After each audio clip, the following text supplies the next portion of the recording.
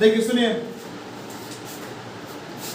आप कोई भी सब्जेक्ट पढ़ते हैं ना, ये बात हमेशा माइंड में रखिए। क्या आप मैथ्स पढ़ते हैं, आप हिस्ट्री पढ़ते हैं, आप साइंस पढ़ते हैं, फिजिक्स पढ़ते हैं, बायोलॉजी पढ़ते हैं, केमिस्ट्री पढ़ते हैं, सब सब्जेक्ट आपको ऑर्डर वर्ल्ड में कैसे काम करना है, नहीं अपने माइंड को डेवलप कैसे करना है, बाहरी दुनिया में क्या क्या बेहतर से बेहतर आप कर सकते हैं उसके बारे में बताता है। लेकिन जब आप क्या पढ़ते हैं साइकोलॉजी, तो सॉरी, तो साइकोलॉजी आपको ये बताता है कि आप अपने इंटरनल लाइफ में, अपने खुद के जीवन में कैसे बदलाव ला सकते हैं, खुद को कैसे समझ सकते हैं, नहीं अपने मन को कैसे समझ सकते हैं। साइकोलॉजी आपको खुद से खुद को मिलाता है। आपको किससे मिलाता है? आपसे, ठीक है ना। इसीलिए साइकोलॉजी जब भी पढ़िए तो ऐसा सब्जेक्ट है जिसको आप रियल लाइफ में देख सकते हैं, नहीं सुबह से शाम उसको आप समझ सकते हैं, क्योंकि वो क्या है, मन के बारे में अध्ययन, नहीं मनोविज्ञान, मन का विज्ञान है। तो मन तो हमेशा आपके साथ है, हमेशा आप कुछ ना कुछ सोच रहे हैं, हमेशा किसी ना किसी से क्या कर रहे हैं, आप बात कर रहे हैं ना, हमेशा कोई ना कोई काम कर रहे हैं, हर समय आपका दिमाग यूज हो रहा है, हर समय आपके मन में एक ख्याल आ रहा है। तो इन सब को समझना, इनके बारे में जानना ही क्या है, पूरा साइकोलॉजी है। तो इसको पूरे अच्छे से पढ़ना चाहिए ताकि अपने आप को क्या कर सके, बेहतर समझ सके, और अपने आप को समझ के अपनी हर परेशानियों का हल ढूंढ सके, अपने आप को क्या बना सके समय के साथ बेहतर, ठीक है ना। चलिए, तो अभी तक दो टॉपिक, पहला टॉपिक क्या था, व्हाट इज साइकोलॉजी, नहीं उसके अंतर्गत क्या क्या पढ़ना है वो ऑलरेडी हम देख चुके हैं। उसके बाद दूसरा टॉपिक क्या था, methods of inquiry in psychology, उसके बारे में क्या कर चुके हैं, क्या क्या टॉपिक पढ़ना है वो देख चुके हैं। ये तीसरा टॉपिक है, वो क्या है, the basis of human behaviour. मतलब एक कोई इंसान होता है, वो क्या होता है, हमेशा खुश रहता है, कोई दूसरा आता है हमेशा चिड़चिड़ा रहता है, कोई तीसरा व्यक्ति हमेशा कॉन्फिडेंट में रहता है, नहीं कहीं भी जाइए कॉन्फिडेंस में रहेगा, एक चौथा व्यक्ति हमेशा नर्वस रहता है। एक ऐसा व्यक्ति मिल सकता है जो किसी भी जगह जाता है तो क्या होता है, वहाँ की चीज़ों से घुल मिल जाता है तुरंत, नहीं वहाँ की चीज़ों से, वहाँ के लोगों से। और एक ऐसा व्यक्ति हो सकता है जो कहीं भी जाता है तो वहाँ पे एकदम अलग थलग बैठा रहता है, नहीं तो कोई देखिए जाया कहीं पे घुल मिल गया, कोई कहीं पे गया और क्या है, अलग थलग आराम से अपना बैठा है, वो वहाँ पे लोगों से घुल मिल नहीं पाता है। किसी का ऐसा बिहेवियर है कि सेम जेंडर में उसको बात करने में सही लगता है, अपोजिट जेंडर में बात करने में थोड़ा सा डर फील करता है, शर्माता है। लेकिन कुछ लोग ऐसे होते हैं कि जो सेम जेंडर हो या अपोजिट जेंडर मस्त बात करते हैं।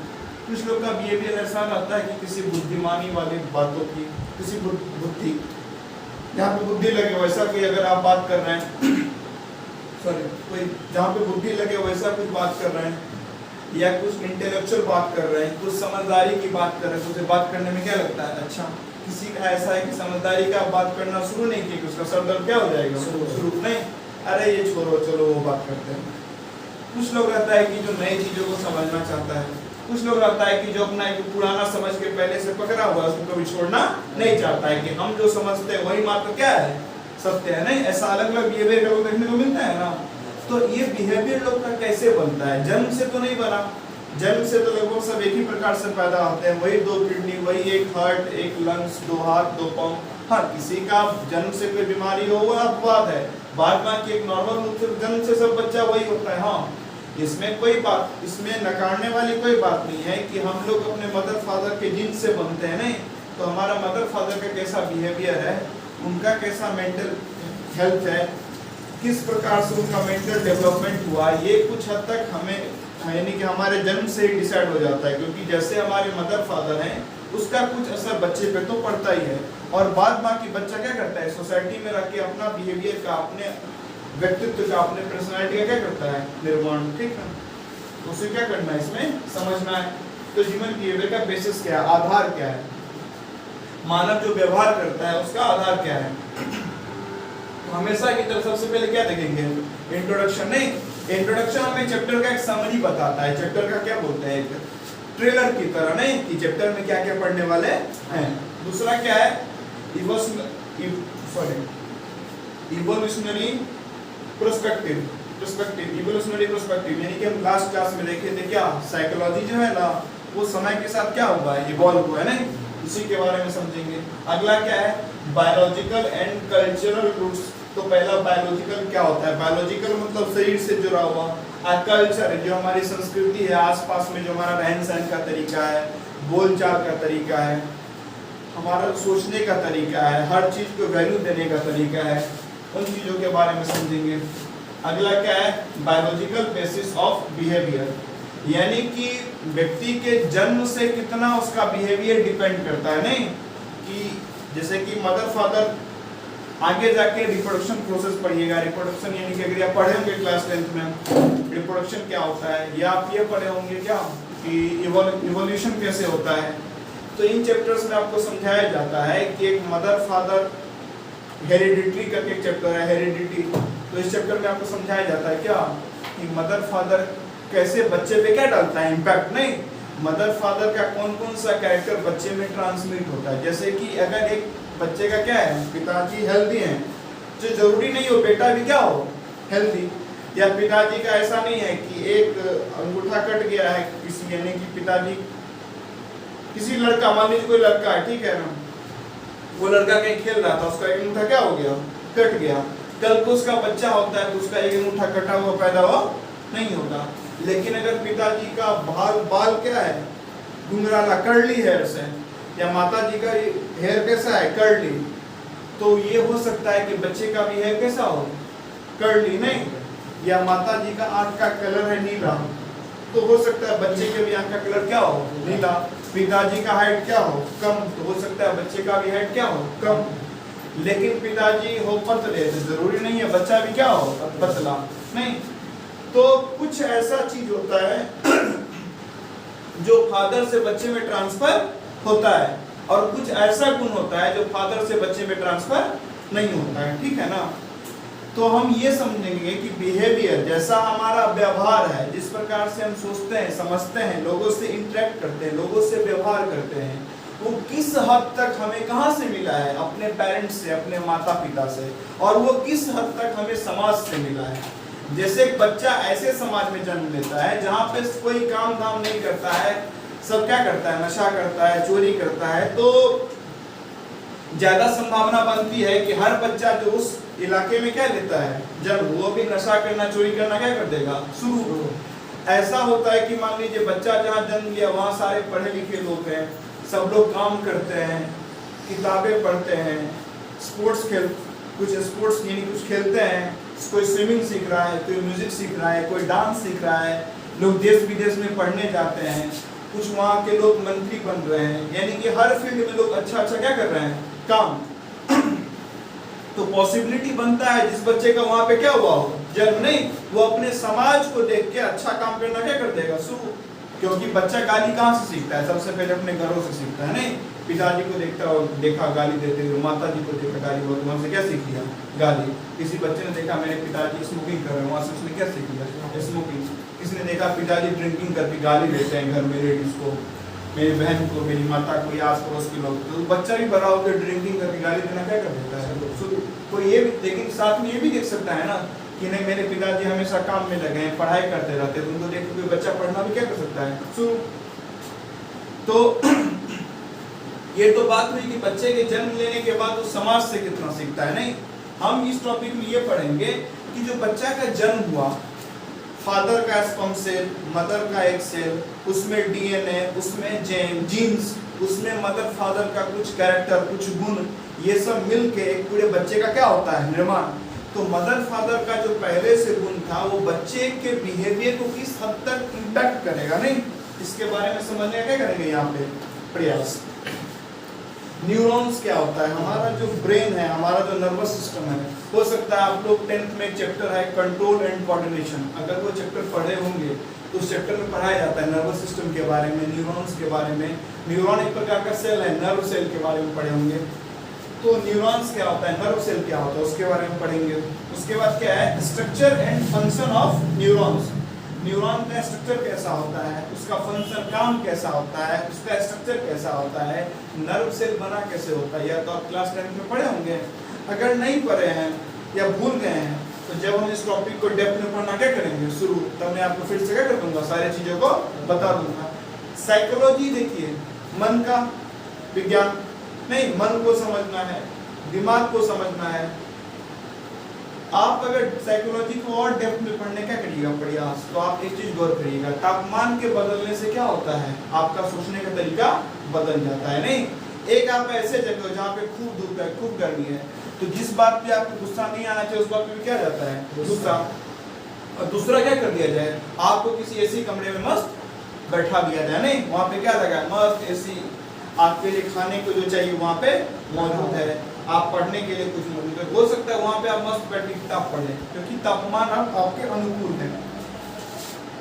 कभी क्या होता है, किसी व्यक्ति को आप देखें तो आपके मन में कुछ और ख्याल है, किसी दूसरे व्यक्ति को देखें तो आपके मन में कुछ और ख्याल है। तो व्यक्ति के दूसरे एक व्यक्ति को देखने से, दूसरे व्यक्ति को देखने से, तीसरे व्यक्ति को देखने से जो ख्याल बदलता है, तापमान के बदलने से जो ख्याल बदलता है, ठीक है ना, इन सब को हम लोग क्या करते हैं, मनोविज्ञान में समझते हैं। तो इसमें देखेंगे न्यूरॉन्स का स्ट्रक्चर क्या होता है, फंक्शन यानी कि उसका काम क्या होता है, system and their relationship with behaviour and experience. Neuron का जो स्ट्रक्चर है, जो फंक्शन है, उसका हमारे बिहेवियर से कैसा संबंध है, कैसा रिलेशनशिप है। नहीं, हमारा जो मस्तिष्क है जो पूरे न्यूरॉन से बना है, हमारा नर्वस सिस्टम है पूरा वो न्यूरॉन से बना हुआ है, उस न्यूरॉन का स्ट्रक्चर और फंक्शन कैसे हमारे बिहेवियर को इम्पैक्ट करता है। ठीक, आगे है नर्वस सिस्टम। नर्वस सिस्टम क्या होता है, तो एक तो ब्रेन हो गया, नहीं, और हमारे पीछे क्या होता है, बैकबोन में स्पाइनल कॉर्ड, नहीं, रीढ़ की हड्डी। जैसे कि नर्वस सिस्टम, एक कुछ मैं आपको बात बताऊंगा, जैसे क्या किया, आपका हाथ गलती से एक गर्म तवे पे टच हो गया, नहीं, तो आप क्या करते हैं, अपने हाथ को तुरंत हटा लेते हैं। आपके हाथ पे किसी ने क्या किया, बहुत ठंडा कोई आइस का गोला या आइस क्यूब रख दिया, आप क्या कर लेते हैं, तुरंत हाथ छिटक लेते हैं।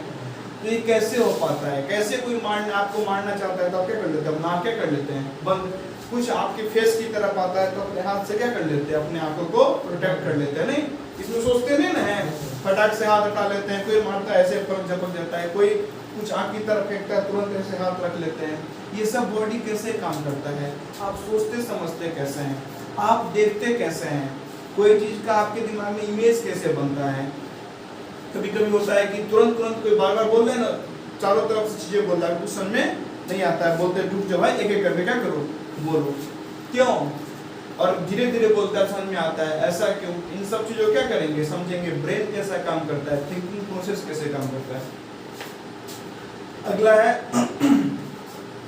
The endocrine system. अब सुनिए, एक बहुत अच्छा एक केमिकल होता है, हार्मोन बोल दीजिए, डोपामिन। जब भी आप क्या करते हैं, कुछ मीठा खाते हैं या कोई क्रिकेट मैच देखते हैं जहाँ पे बड़ा एक्साइटिंग गेम चल रहा है, एकदम सब 6 पे 6 लगाया जा रहा है, या कुछ ऐसा वीडियो देखते हैं या कुछ ऐसा काम करते हैं जिसके बाद आपको तुरंत में खुशी मिलती है, उसका मतलब है कि आपके ब्रेन में केमिकल या हार्मोन रिलीज, उस हार्मोन का नाम क्या है, डोपामिन। नहीं, जैसे आपके ब्रेन में डोपामिन रिलीज होता है ना, आपको मजा आना क्या हो जाता है शुरू। इसीलिए देखते हैं ना, लोग बड़ा टेंशन में रहता है, टॉफी खाता है या कोई एंटरटेनमेंट का वीडियो देख लिया। आप जितना ज्यादा तनाव में रहिएगा ना, आप उतना घटिया कंटेंट यूज करिएगा, यूट्यूब पे हो या फोन के अलग अलग जगह से, क्योंकि जितना ज्यादा तनाव में रहिएगा तो आप एक से एक बार गाली गलौज वाला फर्जी तरीके का डांस या एकदम धमक चमक वाला कोई वीडियो या कोई भी फोटो, कोई वीडियो, किसी भी तरीके का कंज्यूम करिएगा, ताकि आपके दिमाग में तुरंत क्या रिलीज हो, डोपामिन, आपको थोड़ा सा रिलैक्सेशन मिले। इसलिए लोग क्या होता है, तनाव में हुआ नहीं कि एंटरटेनमेंट लेना क्या कर दिया शुरू, कहीं से अपना टीवी खोल लिया, कोई मोबाइल पे, कहीं से जहां से उसको मनोरंजन मिल रहा है लेना क्या कर दिया शुरू। आपको ज्यादा मनोरंजन का डिमांड हो रहा है ना, उसका मतलब ये है कि आपको बहुत ज्यादा क्या है दिमाग में, प्रेशर। नहीं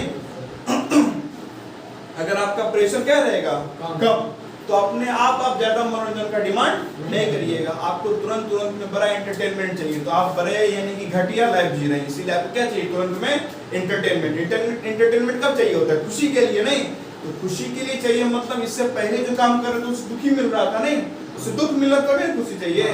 तो जो पहले काम कर रहे थे उससे दुख मिल रहा था, मतलब काम क्या था, खराब। नहीं, और दुख भी दो प्रकार का होता है, एक होता है बाहरी दुख, एक होता है आंतरिक दुख। कभी आप जिम में जाइएगा, वहां पे आप क्या करिएगा, डंबल्स उठाइएगा या अलग अलग टाइप का एक्सरसाइज करिएगा, हो सकता है आपके मसल्स में क्या हो, पेन, नहीं, लेकिन आपको आंतरिक रूप से खुशी मिलेगी कि नहीं मेरा बॉडी क्या हो रहा है, अच्छा बन रहा है, तो वो अलग चीज हुआ। लेकिन जब आप इंटरटेनमेंट का डिमांड तुरंत तुरंत करते हैं कि चलो कुछ देख लें, कुछ खा लें, जो व्यक्ति लाइफ में कुछ नहीं करता है ना, अच्छा उसके लाइफ में आप एक चीज पाइएगा, वो हमेशा कुछ ना कुछ क्या करना चाह रहा है, अच्छा अच्छा खाना चाह रहा है, तुरंत तुरंत उसको भूख लगता है।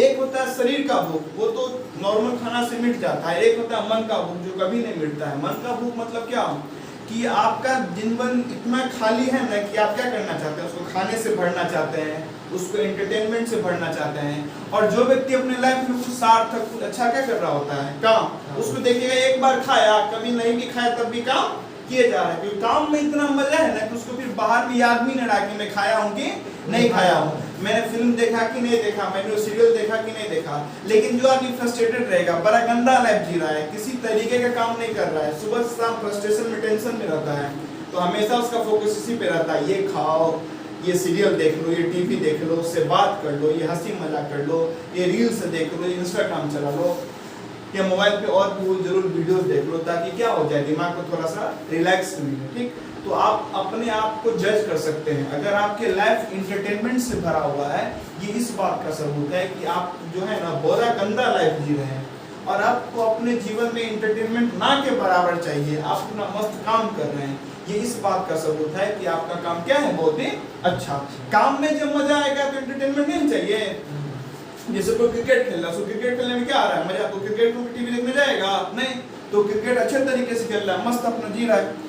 लेकिन आपको क्या चाहिए, घड़ी घड़ी में टीवी देखना है, घड़ी घड़ी खाना है, तुरंत में खाना भी देखिएगा, जितना आदमी ज्यादा स्ट्रेस में रहेगा ना, तो बोलेगा कि और तीखा बनाओ और मीठा बनाओ, ताकि तुरंत में क्या हो, जब ज्यादा तीखा ज्यादा मीठा कोई भी चीज आप एक्सट्रीम लेवल पे करते हैं तो क्या होता है, आप बड़ा टेंशन में आदमी रहेगा ना, तो कहीं पे जाएगा, बाहर में कोई गाना सुना, एकदम बेधड़क से नागिन कुत्ता बिल्ली जैसे डांस करना क्या कर देगा, शुरू नहीं। तो जितना फ्रस्ट्रेशन रहेगा ना, उतना आप एक से घटिया काम करिएगा, और जितना आपका दिमाग शांत रहेगा, जितना आप अच्छा काम करिएगा, उतना आप देखिएगा, आप अच्छे क्वालिटी का फिल्म देखिएगा, अच्छे क्वालिटी का गाना सुनिएगा, अच्छे क्वालिटी का किताब पढ़िएगा, ठीक है ना।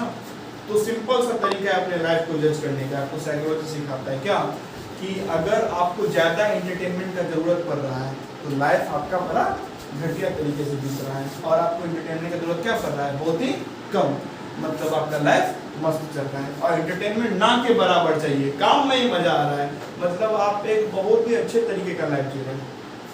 चलिए, एंडोक्राइन सिस्टम, वही केमिकल्स बहुत सारा रिलीज होता है जब आपके पीछे मान लीजिए कोई कुत्ता पड़ जाए, पागल कुत्ता, और आप दौड़ रहे हैं, तो आपके दिमाग में कुछ केमिकल ऐसा रिलीज होगा जो क्या करेगा, तुरंत में आपके एनर्जी लेवल को बढ़ा देगा, ताकि उस एनर्जी की मदद से क्या कर सकें, आप लंबे समय तक दौड़ते रहें। नहीं, कहा जाता है कि जब आप ऐसे सिचुएशन में आ जाते हैं ना कि करो या मरो, अब मरने ही वाले हैं, तब आपका एनर्जी लेवल ज्यादा हो जाता है, क्योंकि दिमाग समझता है कि नहीं, अगर अब एनर्जी नहीं मिला तो ये बेचारा मर जाएगा। इसका मतलब ये नहीं कि एनर्जी लेवल ऐसा हो जाएगा कि आप ट्रेन को खींच दीजिएगा, ऐसा नहीं है, यानी कि एनर्जी लेवल जरूर इतना हो जाएगा कि नॉर्मली अगर कोई सिचुएशन है जो आप पहले नहीं हैंडल कर पाते थे, तो अब आप उसको बेटर हैंडल कर सकते हैं। जैसे कुत्ता पीछे पड़ गया नहीं, तो आप आपके अंदर बहुत सारा ऐसा हार्मोन सीक्रेट होगा जो आपके एनर्जी लेवल को तुरंत के लिए बढ़ा देगा, ताकि आपका रनिंग क्या हो जाए, फास्ट, और आप कुत्ते से क्या हो जाए, बच जाए। फिर भी अगर कुत्ता बड़े स्पीड से, बड़ा तेजी से आपको चारों तरफ से बहुत सारा कुत्ता घेर लिया है, तब तो फिर वो काट सकता है, आपको मार सकता है, डिपेंड करता है कि कुत्ता का नेचर कैसा है। हेरिडिटी, जीन्स एंड बिहेवियर, वही कि वंशागत रूप से जीन्स, जो मदर फादर से जीन्स आप में ट्रांसफर होता है, जो मदर फादर से इंफॉर्मेशन, जो मदर फादर का कैरेक्टर आप में ट्रांसफर होता है, वो आपके बिहेवियर को कैसे डिसाइड करता है, इसके बारे में समझेंगे। Cultural basis, socio culture shaping of behaviour, मतलब socio culture shaping behaviour. Culture यानी आपके आजू बाजू का संस्कृति है, आपके आजू बाजू का समाज है, आपके आजू बाजू रहन सहन का तरीका है, सोचने का तरीका है, जैसे लोग हैं, जैसा एजुकेशन है, जैसे लोग समाज में सोचते हैं, किन बातों को वैल्यू देते हैं, किन बातों को वैल्यू नहीं देते हैं, उससे आपका बिहेवियर क्या होता है, डिसाइड जैसे किसी समाज में एजुकेशन बड़ा वैल्यूबल है, या किसी फैमिली में, तो वहाँ पे 1-2 नंबर कमाने पे क्या हो जाता है, एक बहुत बड़ा दुख का मुद्दा बन जाता है, बहुत बड़ा सोचने का मुद्दा बन जाता है, बहुत इंपॉर्टेंट बात हो जाता है वो। लेकिन कहीं ऐसा समाज है जहाँ पे एजुकेशन का उतना वैल्यू नहीं है, तो बच्चा फेल हो पास हो, क्या नॉर्मली अगर पास भी हो जाए तो ठीक ही है, उसके कितने नंबर आए, कितना वो समझ रहा है, लाइफ में वो क्या करेगा, एजुकेशन में उसकी क्या स्थिति है, ये कोई बहुत बड़ा मुद्दा नहीं होता है। होता है ना ऐसा, जहाँ पे देखते हैं जिस फैमिली में क्या होता है कि एजुकेशन को वैल्यू देते हैं, तो बच्चा का 2 नंबर भी क्या हो गया, कम नहीं, तो बहुत बड़ा क्या हो जाता है मुद्दा। और जिस फैमिली में एजुकेशन को वैल्यू नहीं देते, वहाँ बच्चा पास भी हो गया, 2nd डिवीजन से हो जाए, 3rd डिवीजन से हो जाए, 33% आ जाए, 35% आ जाए, 40% आ जाए, ठीक ही है। नहीं, बच्चा सीख रहा है कि नहीं सीख रहा है, कोई फर्क पड़ता नहीं है। बच्चा कुछ भी ना सीखे और थोड़ा मोड़ा क्या ले ले अच्छा नंबर, तो बोलते हैं कि नहीं बहुत अच्छी बात है। लेकिन जहाँ पे एजुकेशन को क्या दिया जाता है, वैल्यू, वहाँ पे इस बात पे गौर किया जाता है क्या कि बच्चा कितना सीख रहा है, नहीं उसका दिमाग का कितना क्या हो रहा है, डेवलप दिया जाता है कि नहीं दिया जाता है ना। हाँ, तो आपके समाज में किस वैल्यू को वैल्यू दिया जाता है, उससे आपका बिहेवियर डिसाइड हो जाता है ना। जैसे किसी समाज में श्राद्ध हो, उपनयन हो, विवाह हो, इन संस्कारों को बड़ा वैल्यू दिया जाता है, वहाँ पे एक बहुत बड़ा मुद्दा है। अंतर जातीय विवाह कहीं जगह क्या हो जाता है, बहुत बवाल का कारण। अब कहीं जाइएगा समाज में, आप देखिएगा जो हमारे सेलिब्रिटीज हैं ना, एक्टर्स वगैरह हैं जो बॉलीवुड में काम करते हैं, या अलग अलग फिल्म इंडस्ट्री में काम करते हैं, जो या पॉलिटिशियन है या जो क्रिकेटर्स हैं, उन लोगों में जातिवाद बहुत बड़ा मुद्दा नहीं है। उन लोगों में 2 अलग जाति में भी शादियां हो जाती है, तो वहाँ पे एक अलग चीजों को वैल्यू दिया जाता है, नहीं इनकम को वैल्यू दिया जाता है, पावर को वैल्यू दिया जाता है, लाइफ स्टाइल को वैल्यू दिया जाता है, और किसी अलग समाज में जाति को वैल्यू दिया जाता है। तो आपका समाज किस चीज को वैल्यू देता है, उससे आपका बिहेवियर क्या हो जाता है डिसाइड। नहीं, धीरे धीरे आप उस चीज को वैल्यू देना क्या कर देते हैं शुरू। आ गया कॉन्सेप्ट ऑफ कल्चर। कल्चर क्या होता है, biological and cultural transmission. Biological, biological जो आपका क्या है, बिहेवियर का जो बायोलॉजिकल इंपैक्ट है, और बिहेवियर का जो कल्चरल इंपैक्ट है। बायोलॉजी आपके बिहेवियर पे क्या इंपैक्ट डालता है, कल्चर आपके बिहेवियर पे क्या इंपैक्ट डालता है, इन सब को क्या करेंगे, इन सब के बीच का रिलेशन समझेंगे। उसके बाद क्या है, इनकल्ट्यूरेशन क्या होता है, सोशियलाइजेशन क्या होता है, उसके बाद एक्यूल्ट्रेशन क्या होता है, इन सब के बारे में क्या करेंगे समझेंगे, ठीक है।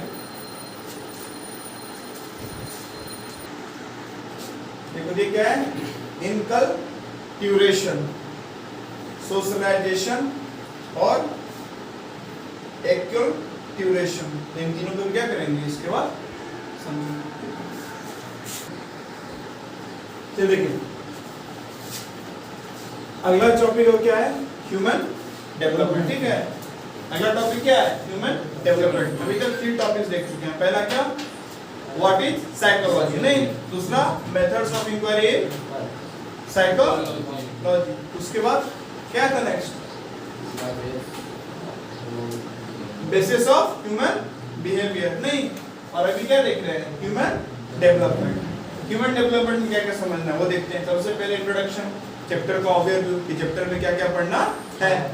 अगला मीनिंग ऑफ डेवलपमेंट, नहीं, डेवलपमेंट का मतलब क्या होता है, life span perspective on development, growth, development, maturation and evolution. Life span perspective क्या होता है, मैच्योरेशन क्या है, डेवलपमेंट ग्रोथ क्या है, इवोल्यूशन क्या है, हर चीज के बारे में समझेंगे। अगला क्या है, फैक्टर्स इन्फ्लुएंसिंग डेवलपमेंट, किस किस चीजें, कौन कौन सी चीजें हैं जिस पे डेवलपमेंट क्या करता है, डिपेंड करता है। कॉन्टेक्स्ट ऑफ डेवलपमेंट क्या होता है, ओवरव्यू ऑफ डेवलपमेंट स्टेज क्या होता है, पेरेनेटल स्टेज क्या होता है, इन्फेंसी मतलब क्या एकदम छोटा सा बच्चा जब जन्म लिया है, चाइल्डहुड बचपना, gender and sex roles, gender जो होता है male female, challenges of adolescence जब बच्चा युवा हो जाता है, नहीं उसके सामने कौन कौन सा चैलेंजेस आता है, एडल्टहुड जब बच्चा एडल्ट हो जाता है, टीन एज में आ जाता है, एडल्टहुड एंड ओल्ड एज जब बूढ़ा हो जाता है तब क्या प्रभाव पड़ता है, नहीं इन्हीं सब के बारे में क्या करेंगे कि ह्यूमन समय के साथ कैसे डेवलप करता है, ठीक है। इसलिए देखिए तो अगला टॉपिक है पार्ट 1, व्हाट इज साइकोलॉजी, फिर human development, basics of human behaviour, methods of inquiry. इन सबको समझने के बाद कहाँ पे आते हैं? अगला टॉपिक क्या है? Sensory, attentional and perceptual process. तो देखेंगे ये चार वर्ड्स का मतलब क्या है।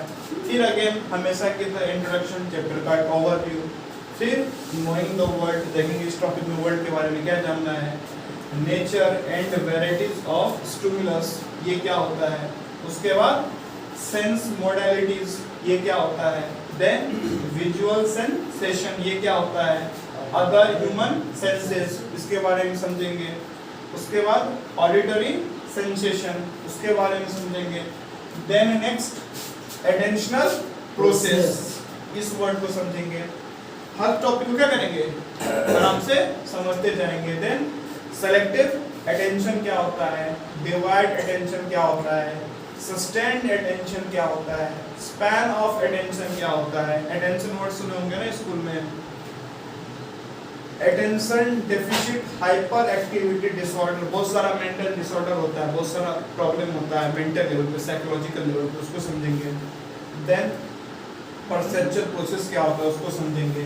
फिर प्रिंसिपल ऑफ परसेप्चुअल ऑर्गेनाइजेशन क्या है, उसके बाद perception of space, depth and distance. नहीं तो इस टॉपिक में इनके अलावा भी और कुछ टॉपिक है, उनको क्या करेंगे, समझेंगे, उसको भी देखते हैं।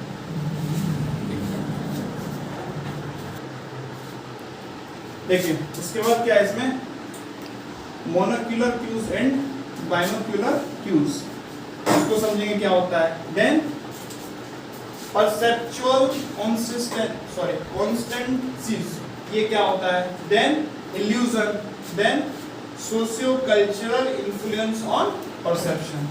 और फिर इन टॉपिक को समझ लेंगे तो हमारा ये टॉपिक भी क्या हो जाएगा, खत्म। ठीक है।